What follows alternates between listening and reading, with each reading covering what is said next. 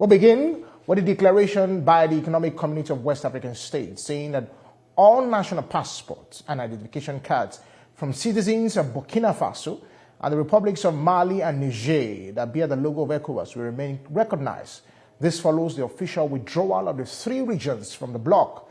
Citizens and business from this country are expected to continue to enjoy key benefits of membership to maintain regional stability.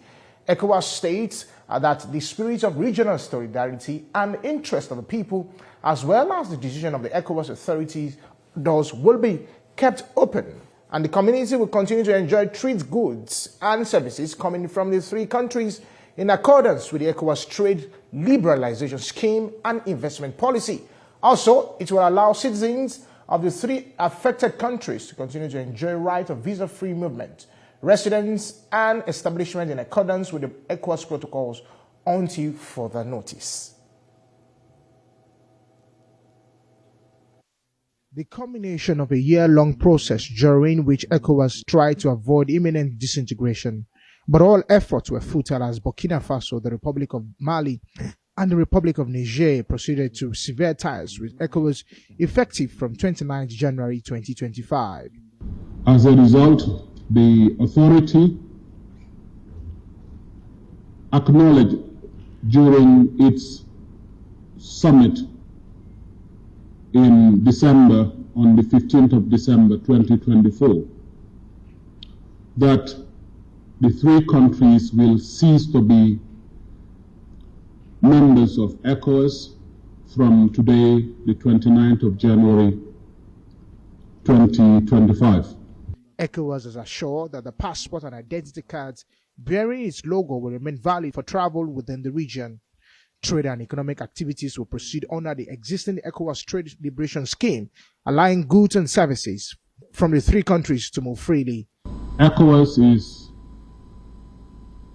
informing the general public that national passports and identity cards bearing ECOWAS logo and which are being held by citizens of the three countries, Burkina Faso, Republic of Mali, and the Republic of Niger, will remain recognized by ECOWAS member states until further notice. ECOWAS member states will also continue to treat goods and services coming from the three countries in accordance with the ECOWAS trade liberalization scheme and investment policy until further notice. However, the regional bloc says in the spirit of solidarity and in the interest of the people, it has decided ECOWAS authority will keep ECOWAS doors open and relevant authorities within and outside ECOWAS member states are required to comply. And joining me to put more perspective on this discussion is Ambassador Usman Saki. Thank you so much for joining us this morning.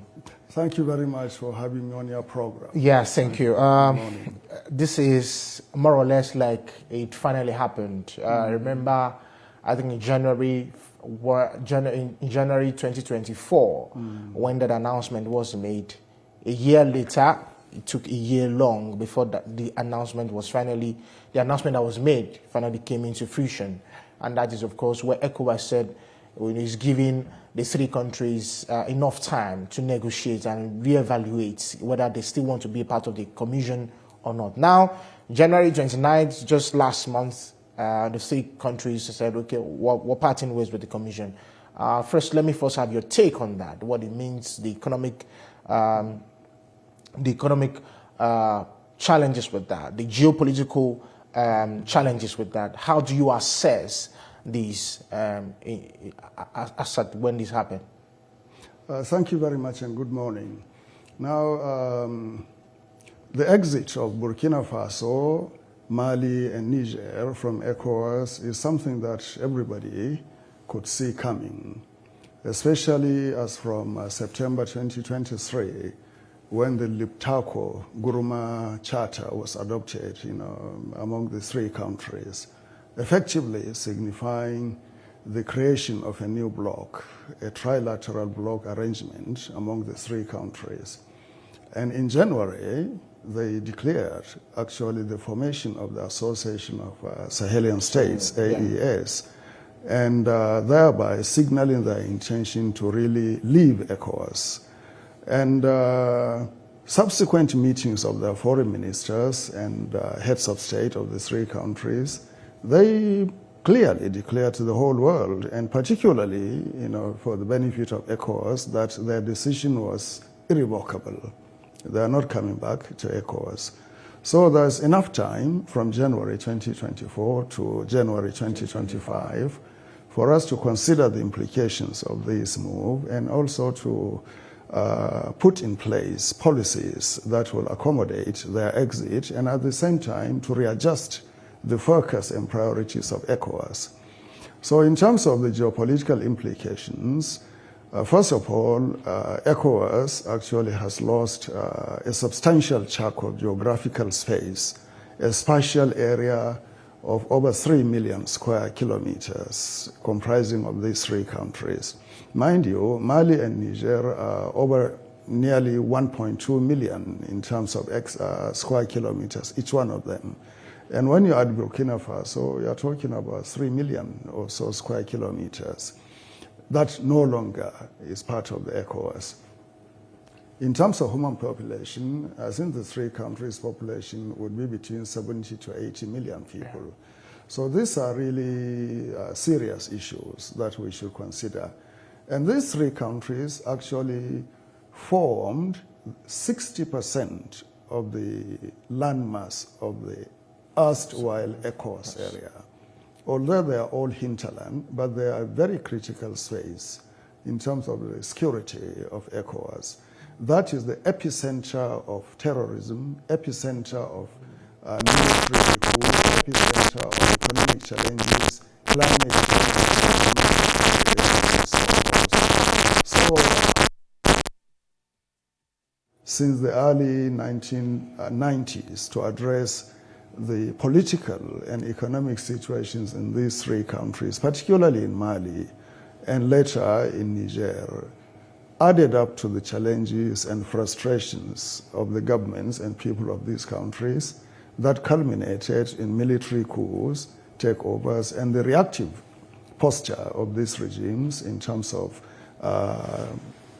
portraying ECOWAS itself as a problem, not as a solution to their challenges and to exit from the space.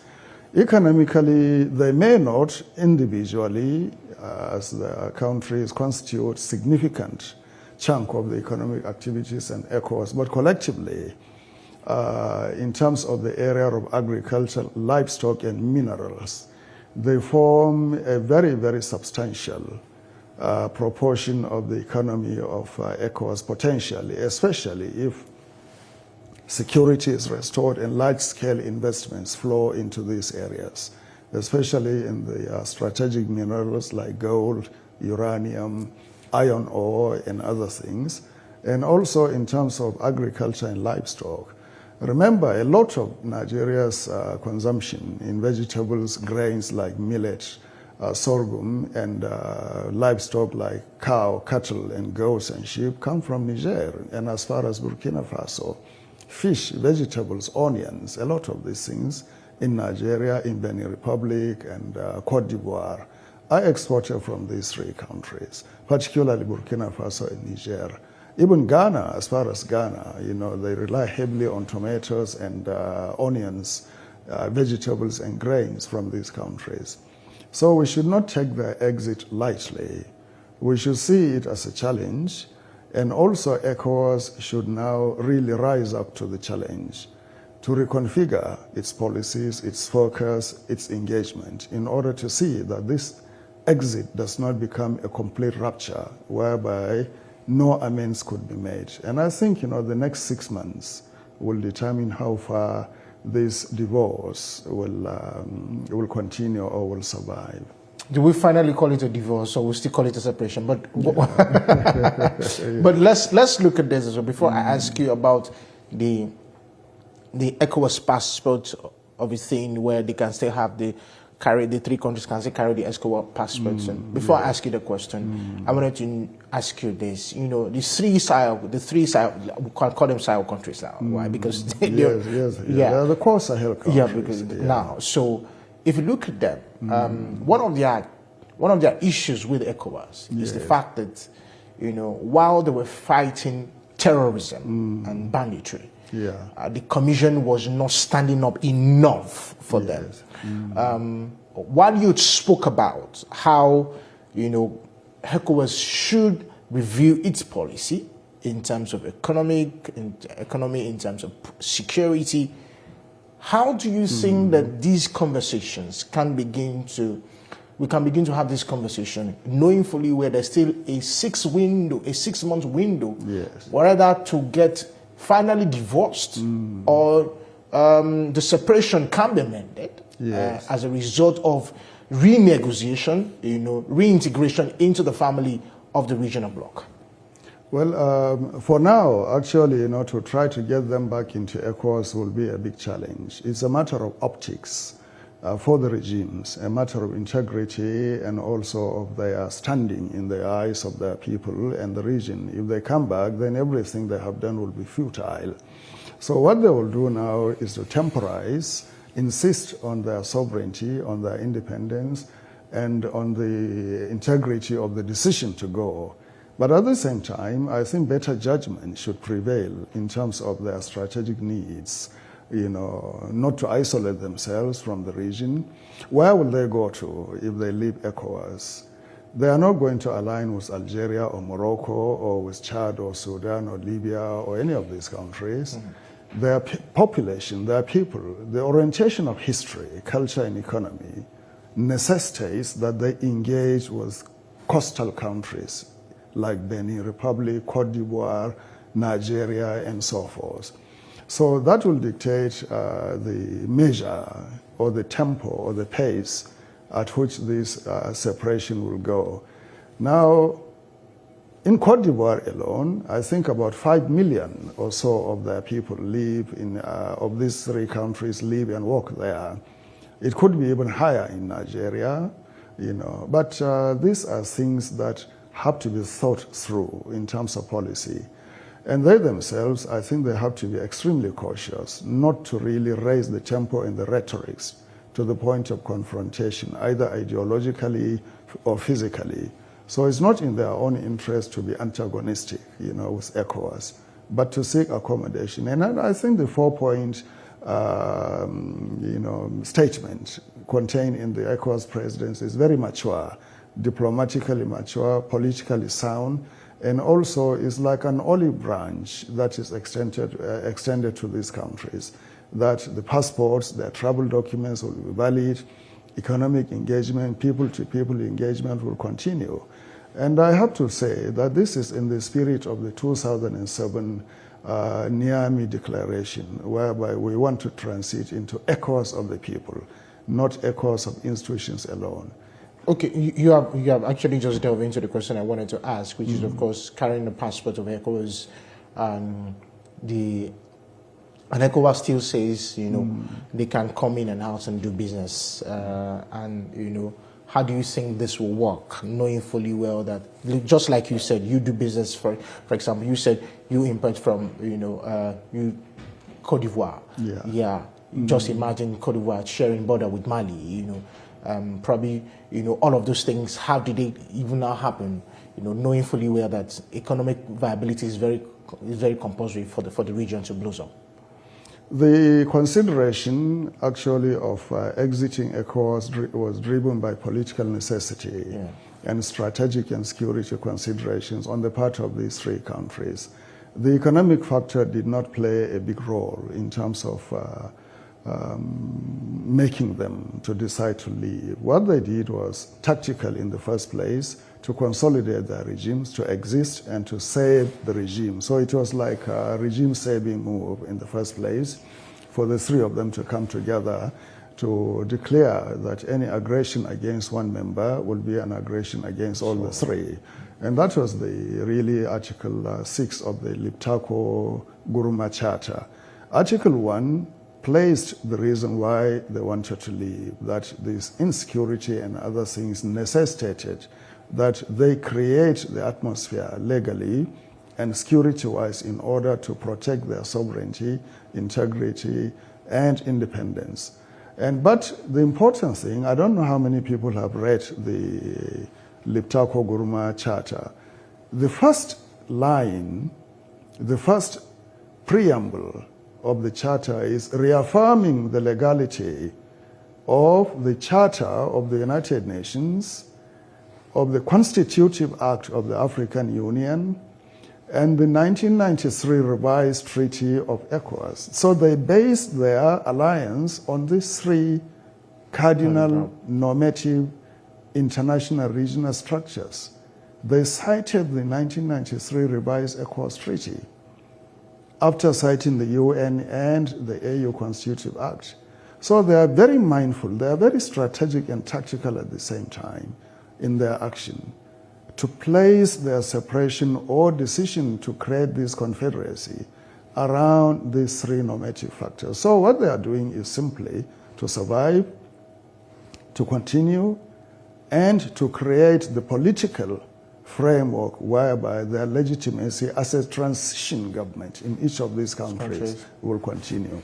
Lastly, I just want to ask you, because I posed this question to the ECOWAS President Commission, and I asked a question. I said, with over 2,000 staffs of these three, countries that are pulled out of the commission, what happens to their staff? What happens to their welfare?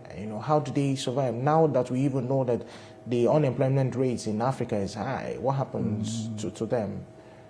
What do you think? Well, this is a decision actually to be taken at the level of the Secretariat. The President of the ECOWAS Commission will submit an advisory note to the heads of state and government of ECOWAS, informing them of the situation. There must be some legal implications. Once you are not a member of ECOWAS, certain entitlements and privileges will cease to apply to you automatically. But that will not be enforced immediately.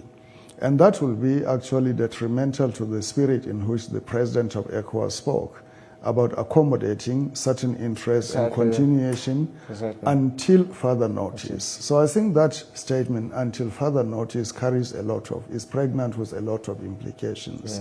So, and the 2007 Niamey Declaration of ECOWAS, of making it an ECOWAS of people, will accommodate possibly this category of people, that you have said. We are not going to just kick them out. That is actually what the regime would like to see happen. Exactly. To really convey this sense of aggression against not only the country, but even our people.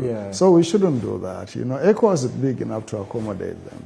Thank you very much, Ambassador. It's really an interesting conversation to have with you. Thank you so much. Thank you for having me. Thank you. We'll go on a break. When we come back,